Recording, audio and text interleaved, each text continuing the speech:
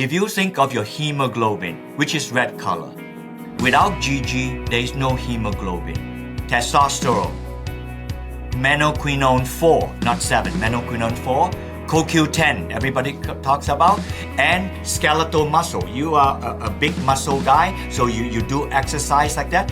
The moment you do exercise, you stimulate your body to make GG, because GG is required for the synthesis of skeletal muscle protein. So now, if I were to be a true biohacker, I'm going to listen in. What the heck is this compound GG? I need to know more about it.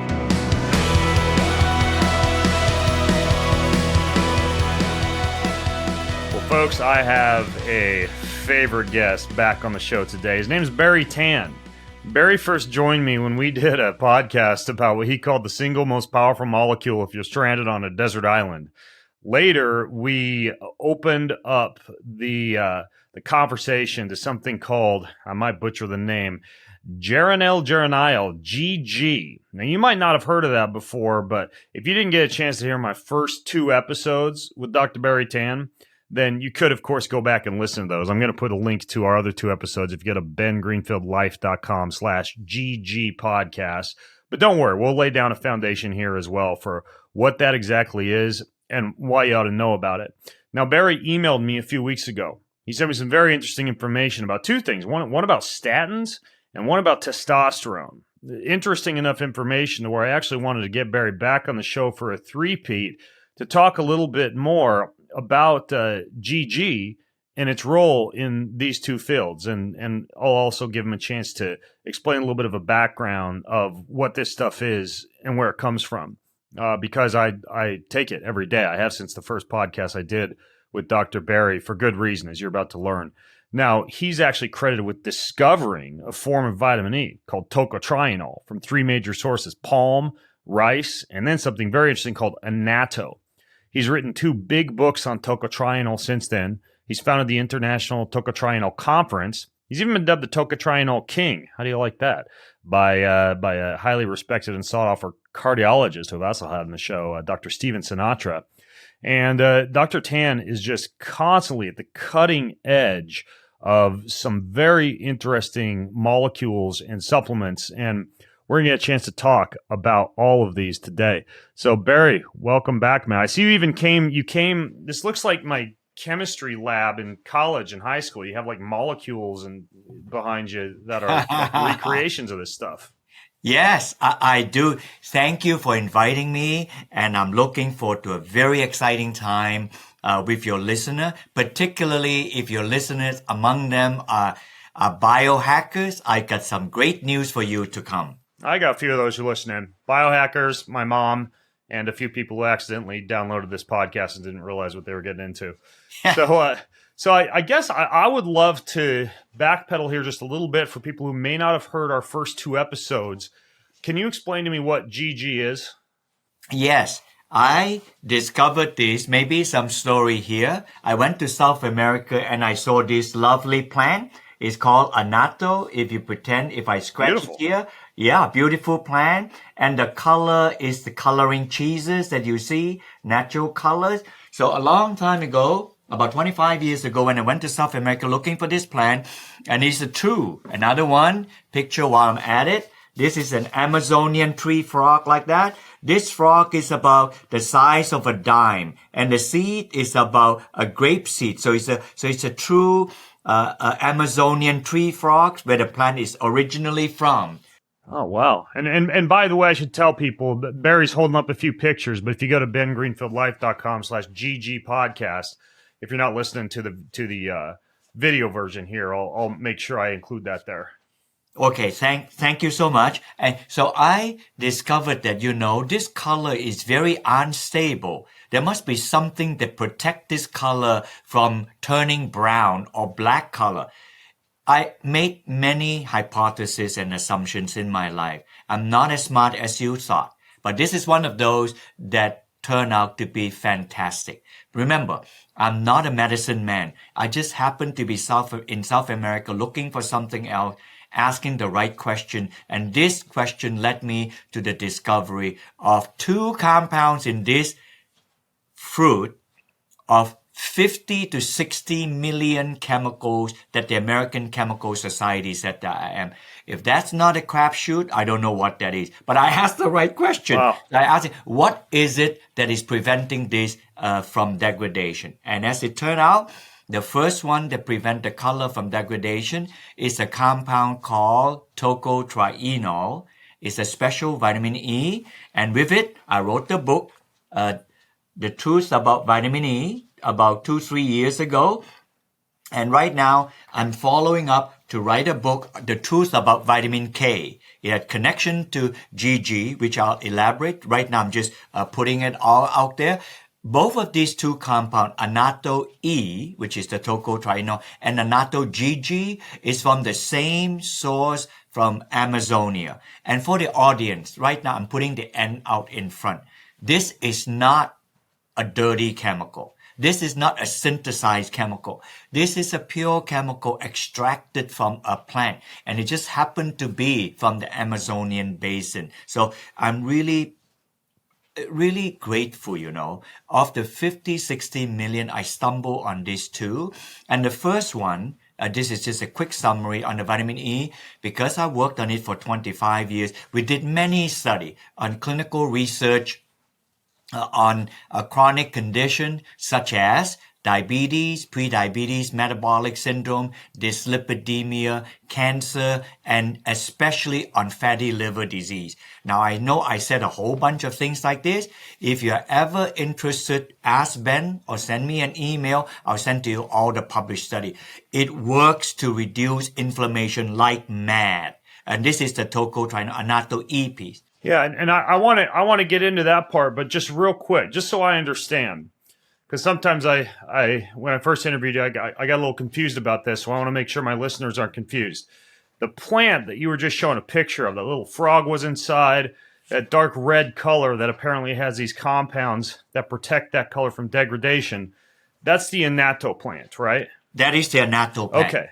Okay, and then you've got GG as a compound that you find in this annatto plant, and is the special form of vitamin E, the tocotrienol. Is that found as a part of the GG, or is that totally separate from the GG and a secondary compound? Fantastic question, Ben. It is a separate compound from the GG, the tocotrienol. However, the plant used GG to make tocotrienol. I have a molecule here. I'll show you. This is a molecule on vitamin E, like that. Now, I will purposely go out of the screen. See that? What is in the screen now? That is GG. So the GG is used by the whole thing to make vitamin E. Human cannot make this. However, human makes GG, which I'm dying to talk to you about. But however, so this plant, when I was extracting this, I got this. There was always in the bottom of the pot. It is true, man. It is like this. I got my tocotrienol out.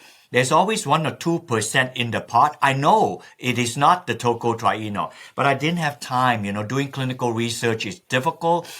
Sometimes I envy you, fantastic podcaster. You interview one person after another so fast. I wish I can do research so fast, but research comes slow. But I did the tocotrienol research. Eventually, I asked a question. I have the 1 or 2% in the bottom of the pot. I got to figure out what the darn thing is. And then when I analyze it, I say, oh, this is a compound called geranylgeraniol. We'll acronymize it to GG. Now, listen to this. If the biohackers, I know this. I don't use the word biohacker so much. I use beautiful biochemistry. That's my DNA. But I tell you why this is so beautiful. This GG compound is the last common step between plant and mammal. That means things that is green color to things that is red color. It's as big as in the green color. I know a human are not plant like that, but in the green color, because you eat a lot of plant this and that, you're probably not thinking of this, Ben. And then people green magma or whatever, press this alfalfa sprout and many other wonderful things. Next time when you eat your vegetable, if you see all those beautiful colors like carotene, like carrot, tomato, like that, all those carotene, the plant will never be able to make it without GG. So the plant use GG to make keratin. And then also you eat your vegetable and it's green color, like your back screen, green color like that. Almost all plants are green color. Yeah, a kale to vegetable, light, whatever color like that. All chlorophyll comes from GG.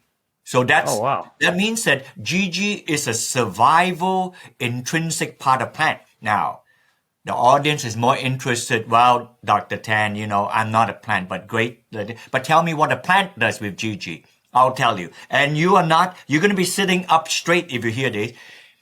If you think of your hemoglobin, which is red color, without GG, there is no hemoglobin.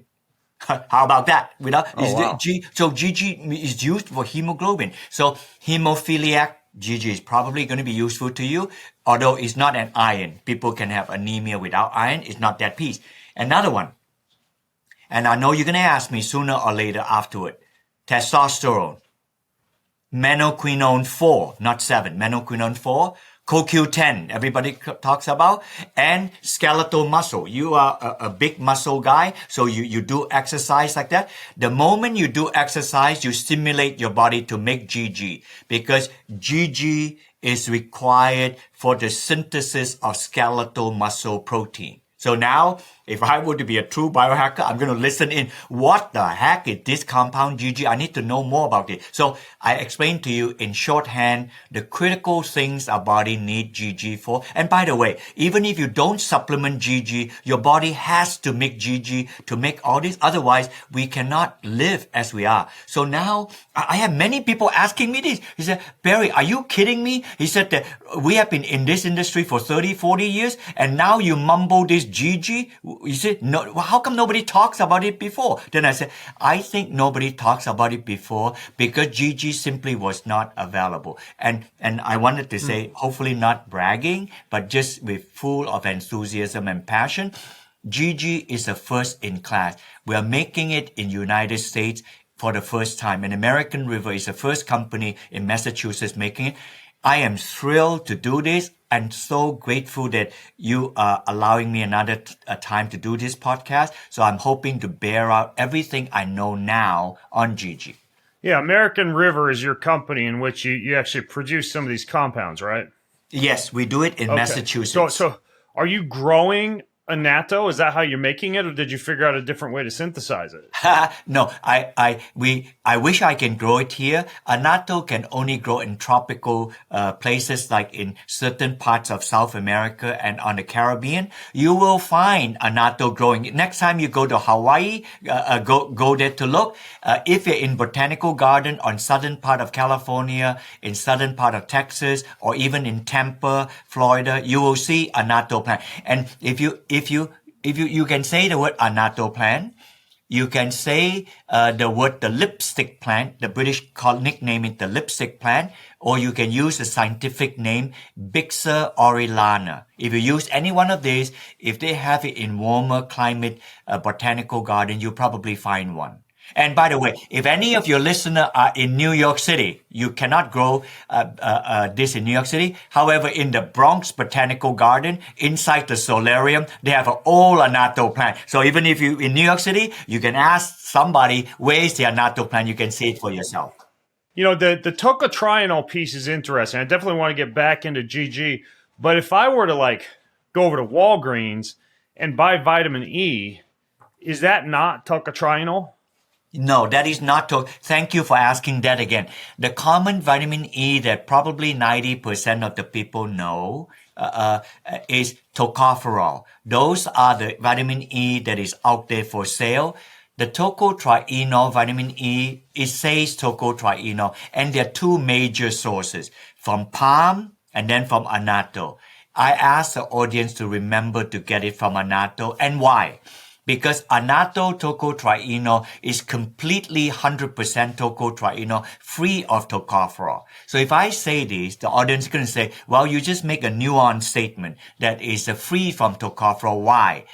Because tocopherol interferes with the function of tocotrienol. So, and in palm, it is about 25% tocopherol, and they can't separate it. So therefore, the tocopherol, even though you want the tocotrienol to function, the tocopherol put brakes on the tocotrienol.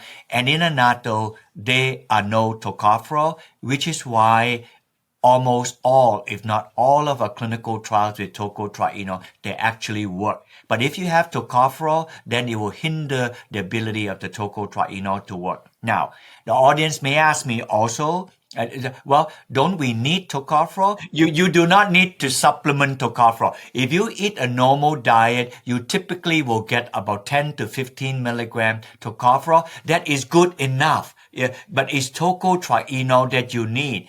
If you don't believe me, it's fine. You simply just Google tocotrienol research, and then you're going to find a whole host of all these studies on tocotrienol. Tocotrienol is very similar to tocopherol. See here, I give you another structure of tocotrienol. It looks exactly the same, except that you see there's a double bond here, and then a double bond here, and hence triene. That's it.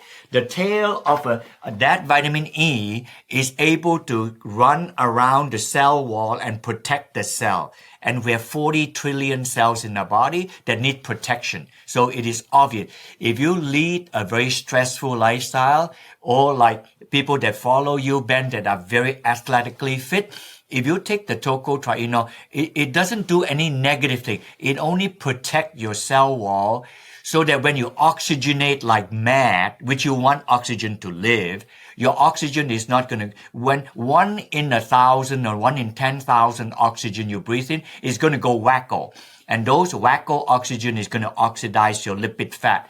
That's when the tocotrienol will nail down the 1 in the 10,000 whack out oxygen. The 9,999 times, the oxygen is fine. It's supposed to give you the aerobic exercise oxygenation that you need. It's the one-off that you want to nail. That's it. If you do that for a healthy lifestyle, or if you're a very stressed lifestyle and it's not healthy, you're definitely going to need it. I have been taking tocotrienol probably the longest time, about 35 years before anybody else did. And, you know, I'm no poster boy here. I just turned 70 about half a year ago. Hey, you look pretty good. You look pretty good. I remember you and me went for a long walk together at the conference where I first met you, and we were talking about tocotrienol, and I was impressed at your vitality. So something's working. Now, one other question here, might be my last question about vitamin E, but a lot of times, like, I'll see supplements that brag that they're mixed. I think the way they phrase it is like mixed tocopherol and tocotrienol. Like, this is a whole spectrum of vitamin E, all the different forms of vitamin E that you need. It sounds to me like you're saying that the main thing that you need would just be the tocotrienol component. Yes, I think that one is a marketing narrative, and the narrative goes like this. If you make one single compound, it sounds like the pharmaceutical thing is allopathic. If nature have it, it will make a whole set of same compound, and then the whole set of same compound will be synergistic. That is the narrative. I don't actually mind that narrative, Ben. It's out there. However, if a very thoughtful, sincere person were to say, if there is synergism out there, you cannot reject the possibility of antagonism. A few times antagonism happen, and in the case of tocopherol and tocotrienol, the tocopherol is antagonistic to the tocotrienol function. It is. I can send you so many studies. It's just out there. Trust me on it. And then you say, well, Dr. Tan, you're saying something that sets a precedent. I never heard of this before. No, you have. I'll tell you something. You know, lutein is good for the eye, like that. And everybody knows that lutein is good for the eye, and lutein and beta carotene are part of the family of carotene.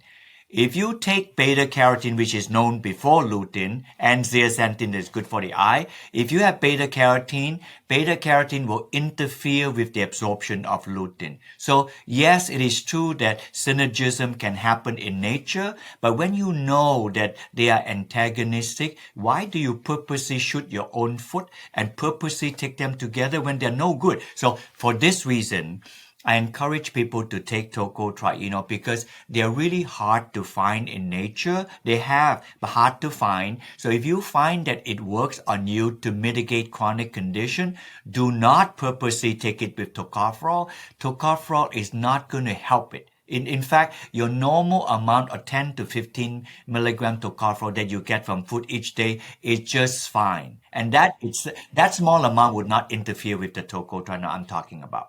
Now, I got a lot of questions, and not to put the cart before the horse, and I definitely want to get back to this email that you sent me about statins and also the piece on testosterone. But the last time I interviewed you, a bunch of people, I think they went to the Designs for Health website because that's one of the sources for annatto, and they were confused about which one to get because there were like a few different kinds of annatto, I think, as far as the actual supplemental form was concerned. Is there something people should be looking for if they want to supplement with annatto? Or even like the brand from Designs for Health, for example, that would be best? Yeah, on the Design for Health brand, if it is the tocotrienol, they simply call it annatto E, a short for vitamin E. So that's tocotrienol, like this chronic condition things that I talk about, annatto E. If it is the GG, they simply call it annatto GG. So it's just like that. So they have the word annatto in both. Annatto E is for the tocotrienol. Annatto GG, the GG is in there.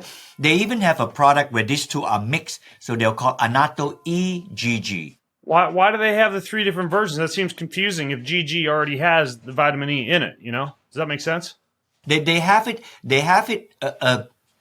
no, when you take annatto E, it doesn't have GG. If you take annatto GG, it doesn't have E. Or when we make them, we use a physical way to separate them. So we separate the E and GG apart. Even though it's from the same source, we separate them because the functions of E and the GG are not necessarily similar. Now that I talked to you all about this chronic condition thing on the E, you're going to ask me about the GG. The GG function is quite different from the tocotrienol, so people may not. So anyway, for the audience, if it is for chronic condition, please get annatto E. Okay. If it is for GG, which you're going to ask me, which I'm going to describe, and then it'll be annatto GG. The annatto GG has its own, and I'll mention some specific add-on that GG would be good for to be added to. But if you wanted the benefits of both, you could just take the E. You said it was called the annatto EGG. Correct. Okay. If you want both of them, you say annatto EGG, which is some people prefer it just that way. Okay. All right. Cool. Thank you. So you emailed me out of the blue a couple of months ago now. And I thought it was very interesting because I take statins for reasons I've discussed on the show before due to some plaque issues. And one of the things that you're commonly recommended to do when you're taking statins is to take coenzyme Q10 to reduce the amount of statin-associated muscle soreness. And apparently the idea is statins somehow strip the body of CoQ10. You replenish it when you're taking statins, and it helps to mitigate the issues.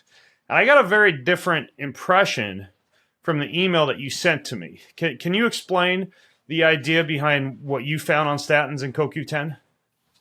I think the best way for me to explain this statin thing is to use, pardon me for using this metaphor, I hope it helps you understand.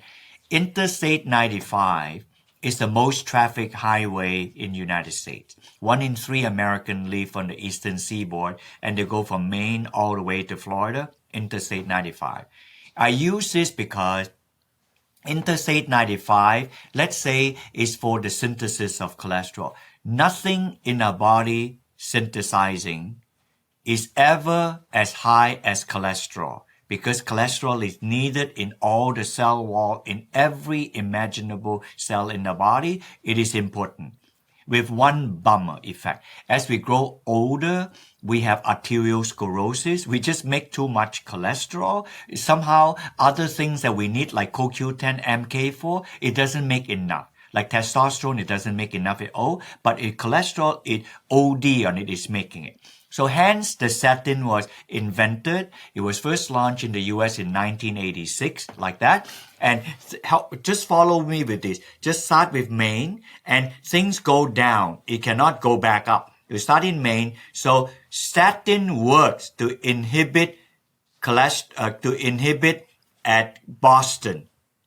And then cholesterol synthesis, which is in New York City, it get inhibited. Typically, people get inhibited 30 to 50%, very dramatic. If they take statin, hits it in Boston, the traffic slow down seriously in New York City. Then for the time being, you just skip Philadelphia. Just work with me. You're going to get it. You skip Philadelphia, and then you get to Washington, D.C.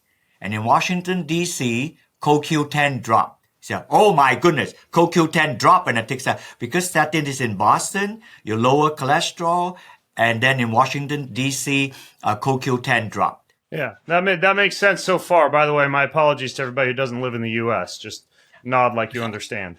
I'm so sorry. And then further from there, then you get to Richmond, Virginia. Then you notice that, that is the part that you make muscle protein.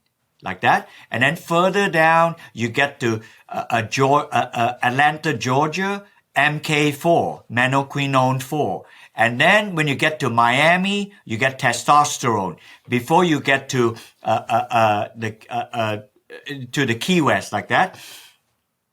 The part that I purposely missed was Philadelphia.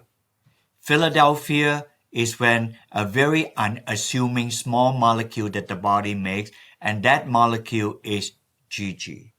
Yes, geranylgeraniol that the body makes. So if you hit it in Boston, cholesterol drop in New York City, it's obligatory that GG will drop in Philadelphia. So therefore, because GG is in Philadelphia, is above Washington, D.C., where CoQ10 drop. So I just explained to you the reason CoQ10 drop when people take statin is because GG drop. And GG is the building block for CoQ10. That's it. Ladies and gentlemen, today you heard for the first time. You always know when you take statin drug, CoQ10 drop, but nobody ever explained to you why CoQ10 drop when you take statin. CoQ10 drop when you take statin because the building block of CoQ10 is GG. Now, while we're at this, I'm going to purposely segue. I have this beautiful molecule behind me, and on top, in here in front of me, that is the GG molecule. And then behind me is the CoQ10 molecule. You look at the backbone carbon, which is black color, hydrogen white color. If you look at the entire tail of CoQ10, it's about 2.5 lengths of CoQ10. It's made by GG. The ring at the end here, that's made by the body, but the tail is made by GG. So people don't tell you this. You see, biohackers, you got to pay attention. I'm telling you the beautiful biochemistry. This is unchangeable. This is the building block for this guy. So if you zap this, CoQ10 cannot be made properly. That is the simple reason why CoQ10 drops. That's something that you alluded to but didn't distinctly say. So I'm going to ask you, you're saying that statins would also decimate GG. Yes, decimate GG. And now, it's very interesting. In our industry, and you and I, if you take statin, you must take CoQ10 because your CoQ10 drop. Agree. We got to take CoQ10 so you bring back the CoQ10 level. We need CoQ10 for energy, for heart muscle, for all kinds of aerobic exercise need. Agree, like that. But if you go to an allopathic doctor when you take statin, you notice that what the cardiologist said, he said, Mr. Tan or Mr. Jones, Mrs. Jones, do you have any trunk muscle problem? You have any back pain like that? The doctor is fishing for muscle problem. And that condition, sometimes people call myopathy, or you should Google, by the way, audience, it is the acronym for SAMS, S-A-M-S. Statin-associated muscle symptoms. Thank you. Thank you. You got it. So if you Google that, the reason people have SAMs when they take statin is because the making of skeletal muscle protein require GG for the making. So if you zap and decimate GG, the body is unable to make skeletal muscle protein. That's it. So that is also an important thing. So therefore, if you take GG, it will mitigate muscle symptoms with statin. So we therefore have another product where we add the CoQ10, whether it's ubiquinone or ubiquinol plus GG. So that will be classic. Oh, what's that one called? Where do you get that one? Oh, that one in Design for Health, that is called coquinol.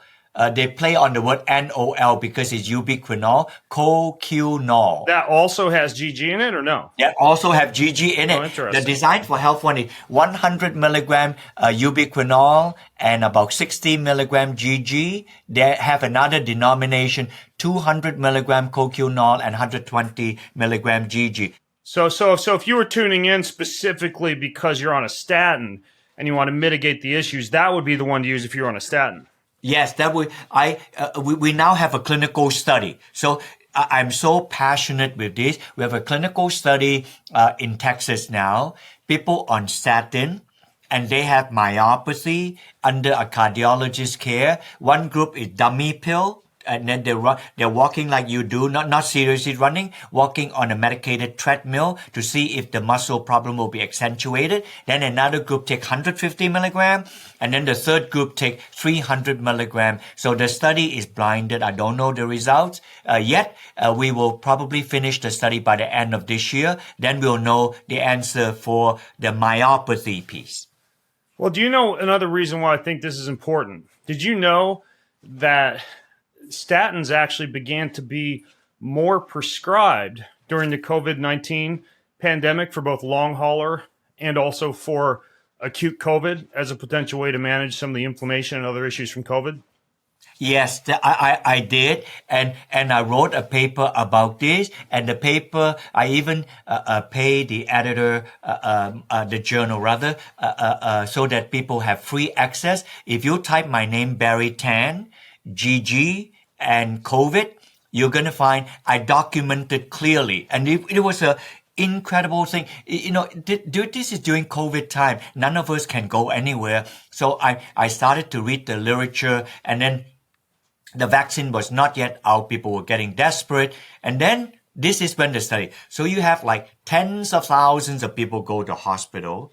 Some of them will have very short hospital stay. They have COVID symptoms, and then they're able to leave, no problem. Others would come in and then they get very sick, intubation, and some of them did not live beyond the 30 days in hospital. So they documented this, and then initially they have a very interesting finding. The finding, they were not pushing for statin. The finding was those on statin when they had COVID, they have less severity, less death, and shorter hospital stay. So that put a big question mark. And the American Heart Association funded the study. Can you imagine this? The American Heart Association funded a study on COVID, which is pathogenic. It's kind of odd, that is not chronic. So the study said that, I wonder if we should do a study where people have COVID and come in. They are never statin takers. And then they put them on statin and see if the statin would do something. So that study is ongoing, not published. And when I was writing this paper and documented this, then Harvard actually produced a study. So you should draw this study out. It was published end of November last year. You can access it by December. And I clearly document that statin does mitigate COVID. And then related to the statin mitigating COVID, we found out that CoQ10 does not prevent SAM, the muscle problem. However, with the advent, if and when GG is ever used for COVID mitigation, then the number of people having SAMs would increase, and GG would play a role to meet the unmet need. Well, if GG is the reason that the CoQ10 levels drop in the first place, and CoQ10 doesn't reverse the statin-associated muscle symptoms, why even take CoQ10? Why not just take GG? That is right. So it is well known. CoQ10 does not reverse muscle symptoms. Now, this is not to say if you take statin, if your CoQ10 drops so low, there is no reason to take CoQ10 for its own sake, which is not necessarily for muscle problem. But if you have serious muscle problem when you take statin, just trust me on it. Without GG, the body cannot make proper muscle. If it cannot make proper muscle, that means you have to address the problem, and the problem is GG. And then, later on, you're going to ask me about GG with testosterone. There's something to this, Ben. You're like a mind reader, because what I was just about to ask you was, is it because GG directly increases muscle protein synthesis, or is it because GG somehow increases testosterone, or is it both? It is both. That have been confirmed, because the mechanism for which the star don't line up for us often. This one, the star line up. It really is, man.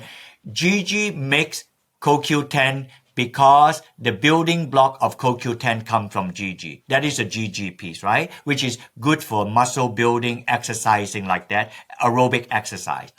The testosterone piece, as you know, we very well know testosterone maintains muscle mass. Even though I'm not a jock like you do, I know this, I appreciate this. You know who did the study on the GG and testosterone thing? It is not by American, it's by Japanese scientists. And why did they do that? Because the oldest population in the world are Japanese, and we are interested in this country, not necessarily a bad thing, to see if we have increased bedroom activity. I understand that. But the Japanese scientists interest, we have 70, 80, 90, and 100-year-old people. These elderly people don't have thrive, and they confirm whether men or women at that age that testosterone dropped. They just don't have thrive and the muscle mass loss. So they wanted to figure out how will they increase their muscle mass, and they know testosterone can do that. Then they found out only two nutrients so far. Actually, there may be more, like fenugreek, like that. Two major nutrients. And those major the Japanese people like to find out what are nutrients that are endogenous to your body. American, no. I'm sure you interview people. Fenugreek, our body don't make fenugreek. It does increase testosterone. Good.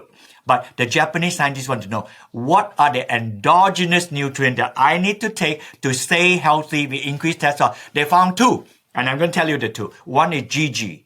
They put GG, it increased the Leydig cell, the testicle cell, to increase, and women in the ovary cell to increase testosterone synthesis. So it's acting on a gonadal basis. Yeah, gonadal, and in the women in the ovary. And then MK4 also do the same. MK4 also increased testosterone. It was that made us do the study. We did the study 1 year ago. We gave healthy men and women 30 to 45 years old, and then we gave them GG to see if it would increase testosterone.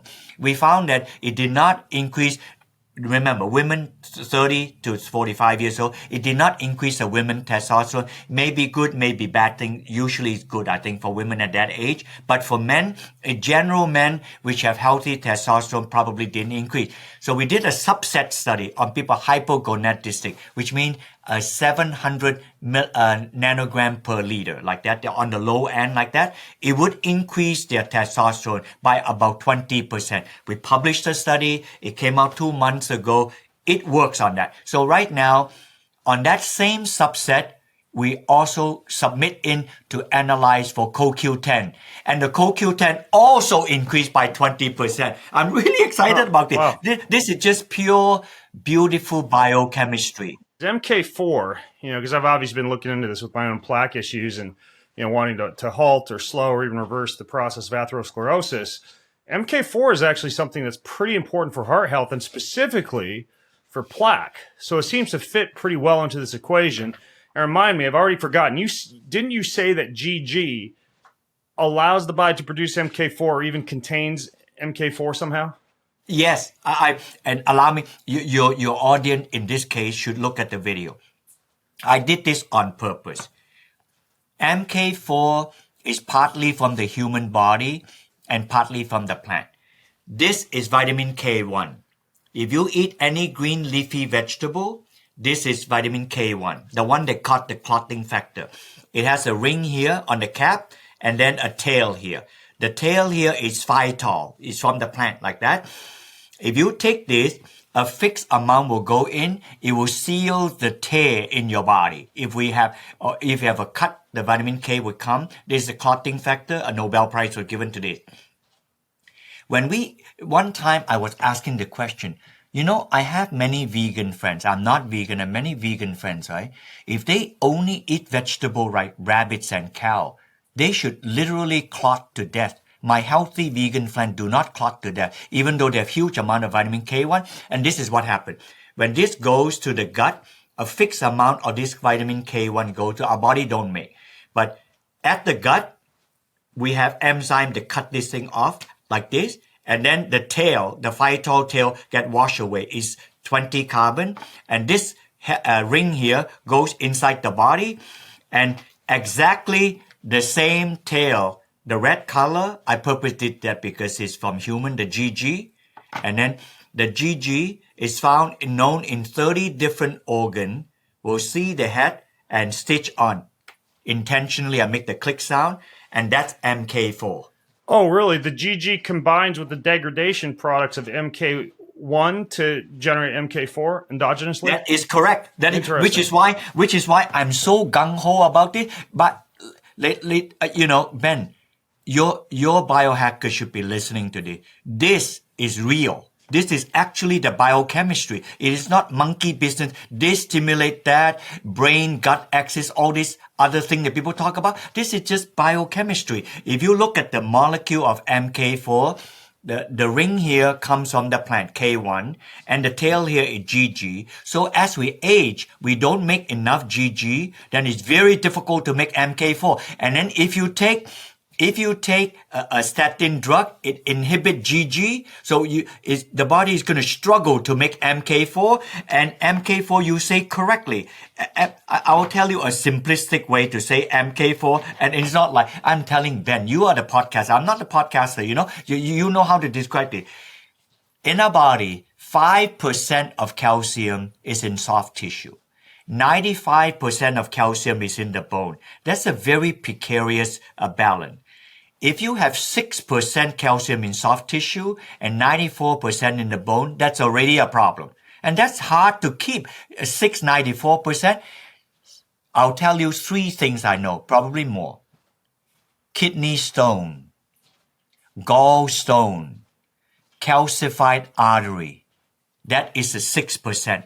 So what keeps this 95-5 balance?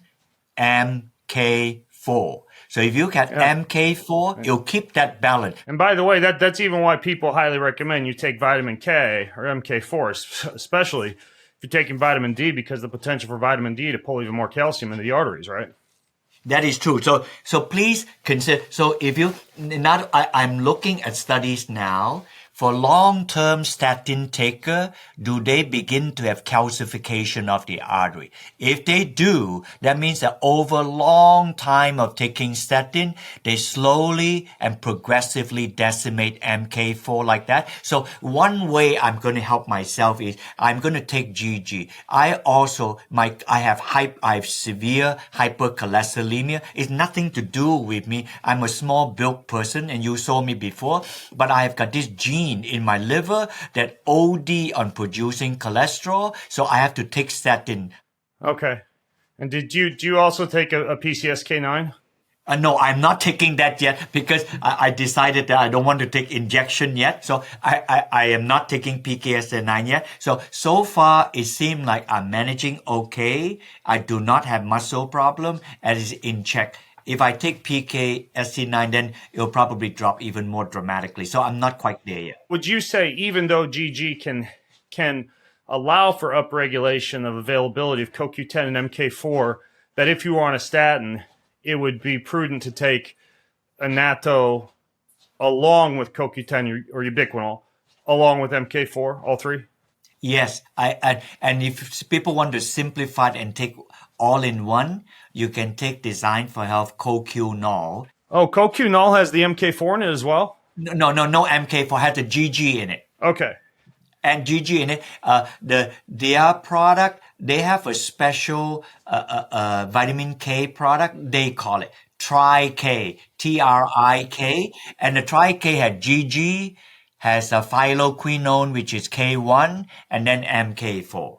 Yeah, that's fantastic because right now I'm actually using Tri-K and GG in the morning and then taking my statin in the evening. So this is very good information. Wow. Yeah.